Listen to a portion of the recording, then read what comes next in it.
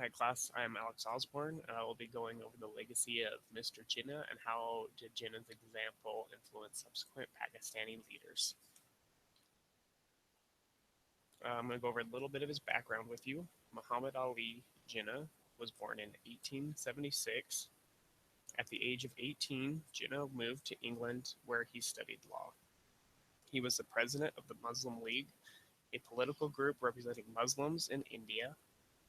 Jinnah took a break from politics and moved to Britain. He was elected the representative for the Muslims of Bombay while absent in Britain. The partition of India. Originally, Jinnah wanted to find a solution between the Hindus and the Muslims. Eventually, he lost the hope for that vision. He moved for an independent state for Muslim Indians. In 1947, his vision was realized when India split and Pakistan was born. Mr. Jinnah died a year after Pakistan's birth in 1948 on September 11th. He suffered from tuberculosis and pneumonia. His final resting place is the Jinnah Mausoleum. Jinnah's legacy was that he was loved by the people. Several monuments are dedicated to him. He is the father of Pakistan and the George Washington of Pakistan. He was called the Great Leader. Since the Great Leader, the leaders of Pakistan have lived in his shadow. There have been 21 prime ministers in Pakistan since their birth. 1 out of 21 have completed their full term. The prime ministers have been overthrown or removed. There have been several military coups that have replaced the prime ministers.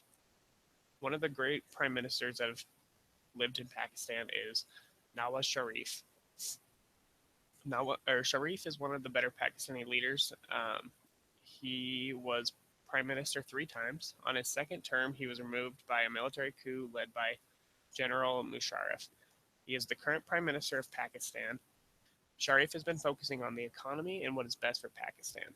While his exile during General Musharraf's rule, the Saudis took him in. Later, the Saudis asked him for help in a military conflict, and Sharif denied them because it was not in Pakistan's best interests. The presidents of Pakistan, there's been 12 who have served. Several have took power through a military coup rather than an election. There's been a lot of corruption and resignations with their presidents. Abu Khan was the first to lead a military coup in Pakistan. Even though he took over by force, he was a good leader for Pakistan. The time he was in power is known as the Great Decade in the Great Decade. He kept religious leaders in check and improved Pakistan's infrastructure.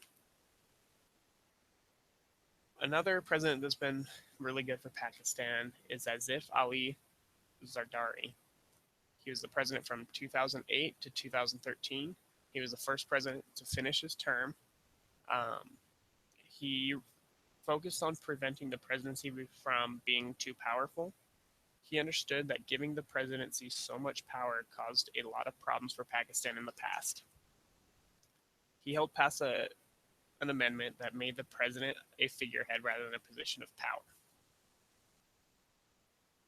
In conclusion, like every new country, Pakistan had problems. They've had several leaders that have been good for Pakistan and leaders who have been bad for Pakistan. But ultimately, Pakistan is moving in the right direction. I think that Jinnah would be pleased where Pakistan is today. Thank you. If you have any comments, just post them below and I will answer them the best I can. Thank you.